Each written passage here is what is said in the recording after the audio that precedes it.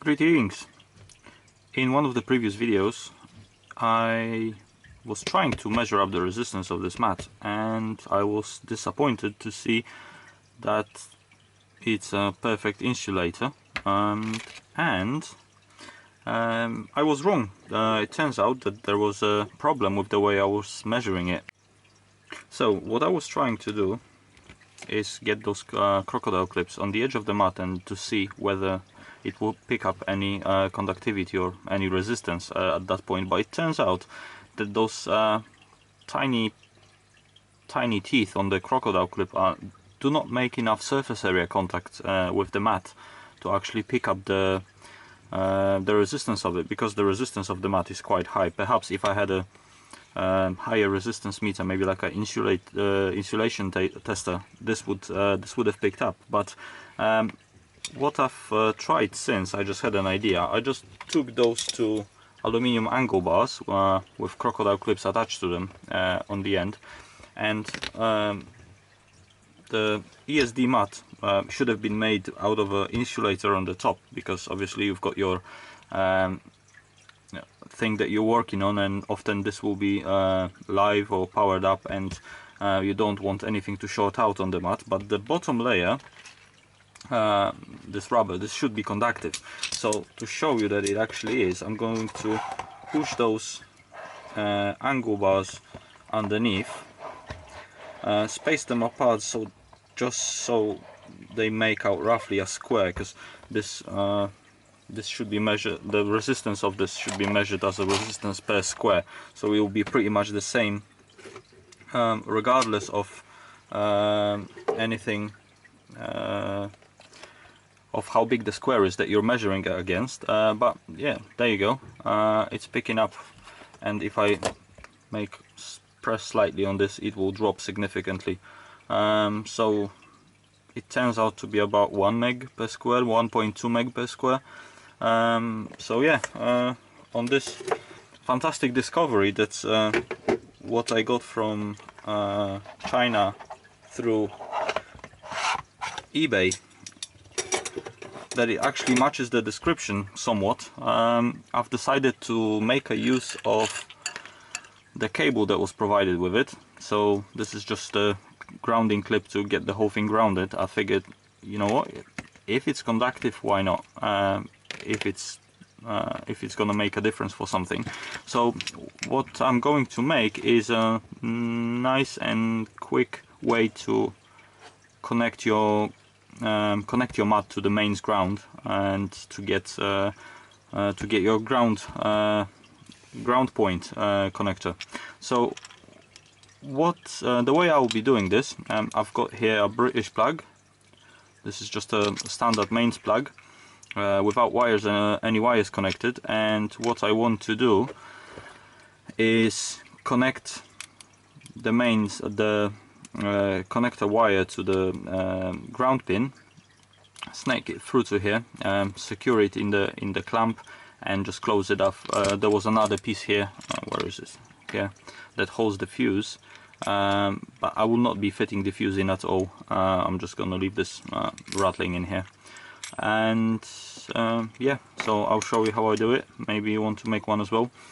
And so what I've got for that is just a few pieces of copper wire. This is I don't know, maybe 1.5 mil thick. I'm gonna be using 3.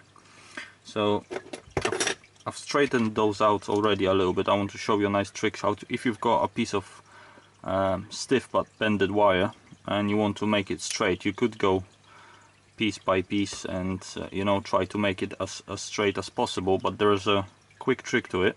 If you grab it with some sort of pliers at one end and take something round like a screwdriver and just pull it against it a couple of times, it will take virtually all the kinks out.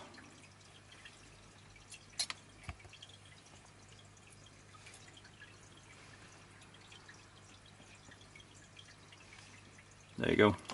So we've got 3 pieces of straight wire, and what I want to do is to twist them so it will form one twisted one twisted strand. So for this I'm gonna need a drill, so one moment.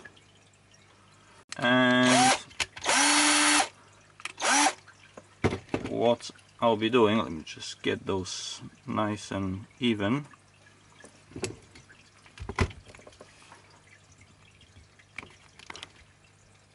Oops, sorry for that, I just hit the camera.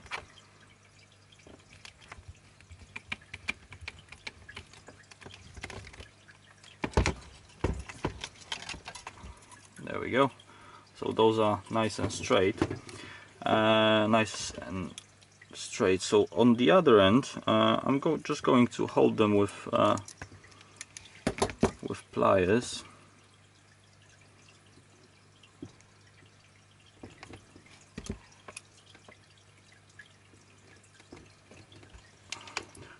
And hit spin.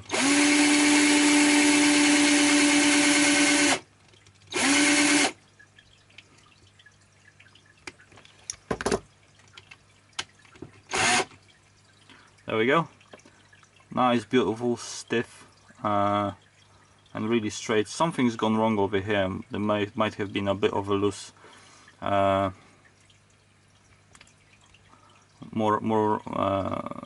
of the wires could have been a little bit longer, but nonetheless I've got enough over here to make it look nice. With this, what I want to make out of this is get a wire that will loop from here to here, come outside of the plug exposed, make a small loop that I can attach the crocodile clip on, and come back here and perhaps just get it soldered here into one piece or whatnot. I'm going to get this bent over, so I'll form some sort of loop to get the crocodile clip attached to, and maybe something else if I need to.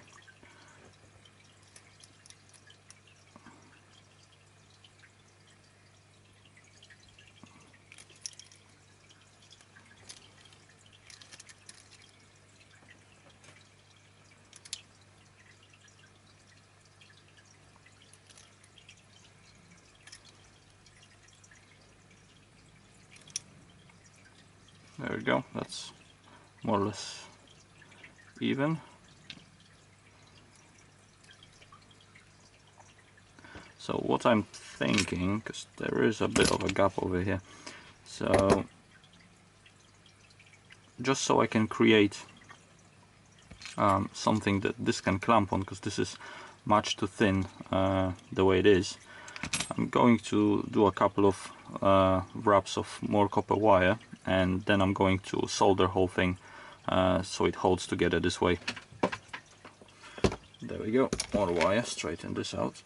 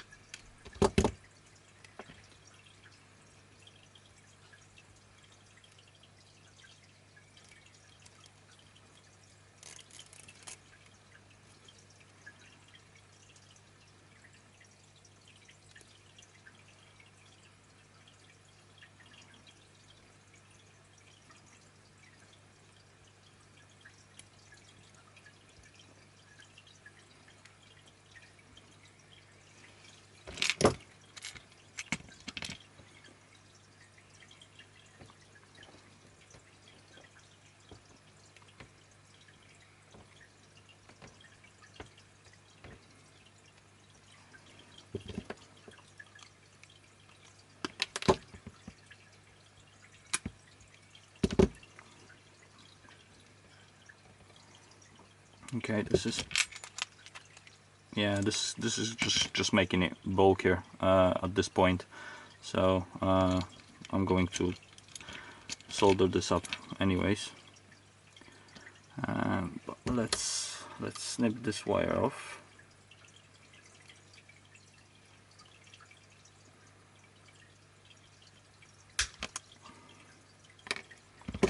And now we've got this one.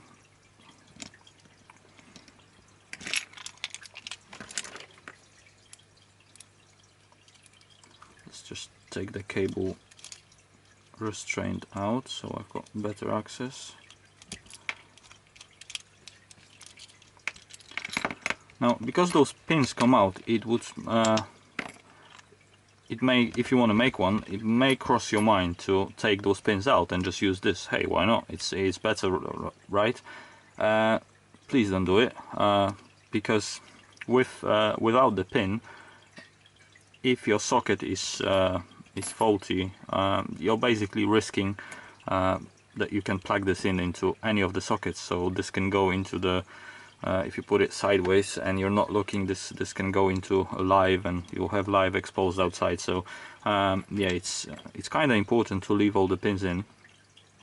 I guess you could leave only the neutral in, and that would solve the problem. But then you have a hole that something may fall in, and anyways, I'm deciding to leave all of them in. But whatever you do, do not leave only one pin in the socket, because potentially that might kill you.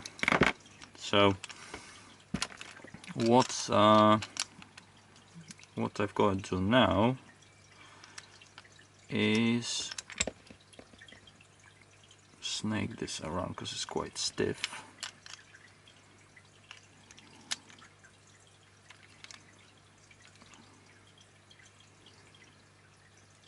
Snip right over here.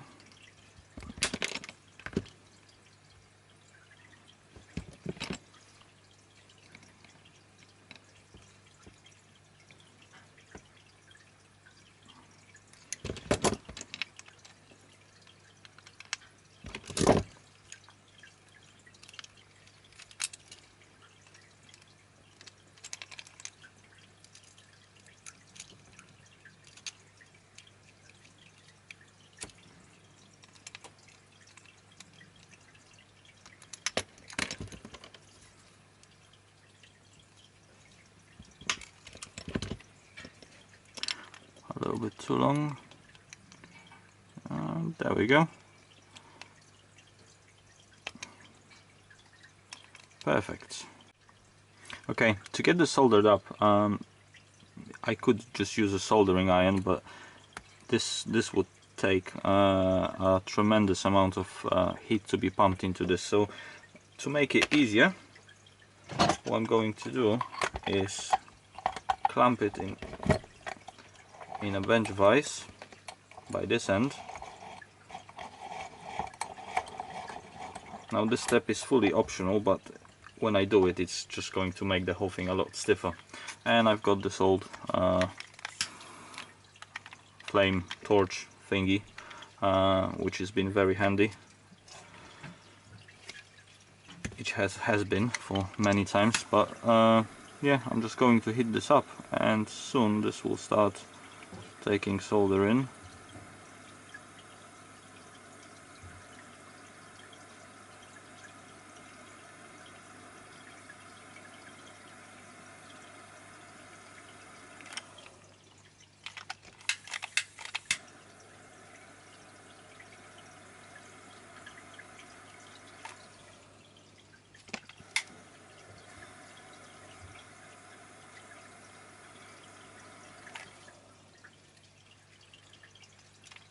This takes quite a bit of solder.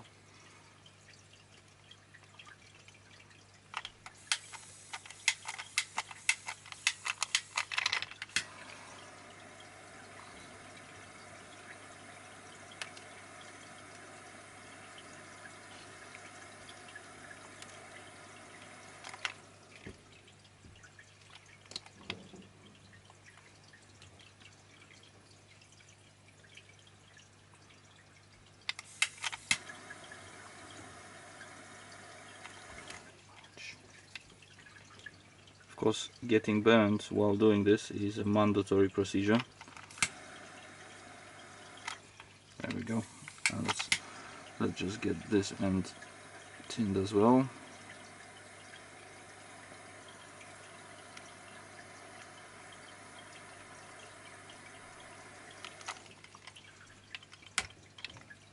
That's done. Now with copper, when you've got a relatively large amount of copper, anything more than just tiny piece of wire, and you heat it up, be careful, that thing retains heat for quite a long time, and it will be hot. It's got quite a large heat capacity. So even when you're cutting a copper pipe like the ones used for central heating, if you're vigorous enough and you cut the pipe off, if you touch the end of the pipe, it will literally leave you a round burn mark on the palm of your hand. So, but yeah, this is becoming just warm now. So to put this together,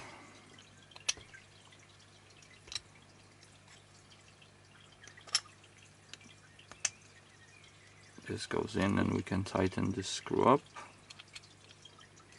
Now before we do, just for a good measure, I'm actually going to put some heat shrink over most of the exposed copper.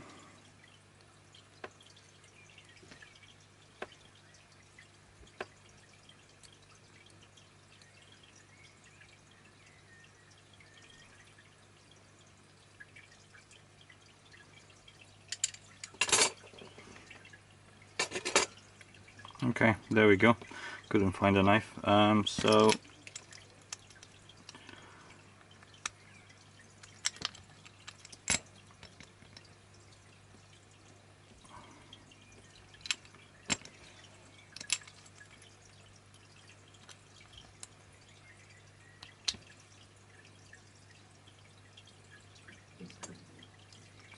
yeah, that's about right. So a little bit more heat.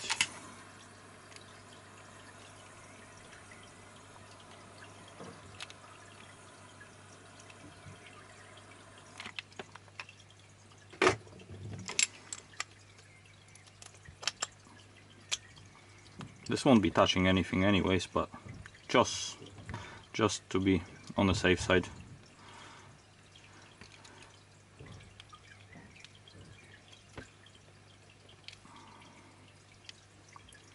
And now we can put the whole thing back together. So first the cable strap.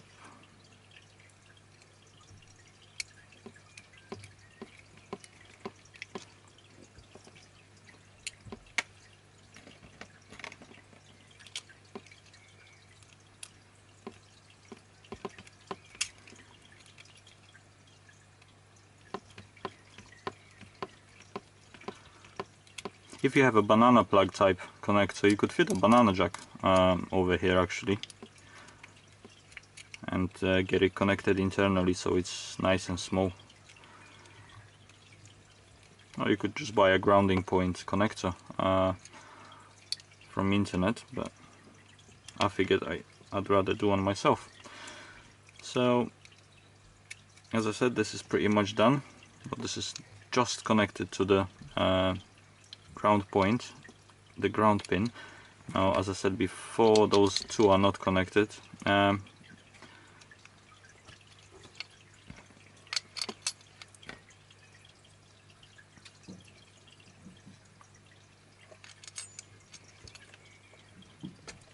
can put this back together now and put the final screw in. Okay, there we go. So that's completed grounding point. So what I can do now is just clip this on and have the mat grounded. So all I've got left to do is push this through the mat and bend the pins over. But yeah, that's pretty much it. Now the wire, I've already measured this up. This wire has got a resistor in series, so I can't remember, so 1 meg or 10 meg, but actually let's see.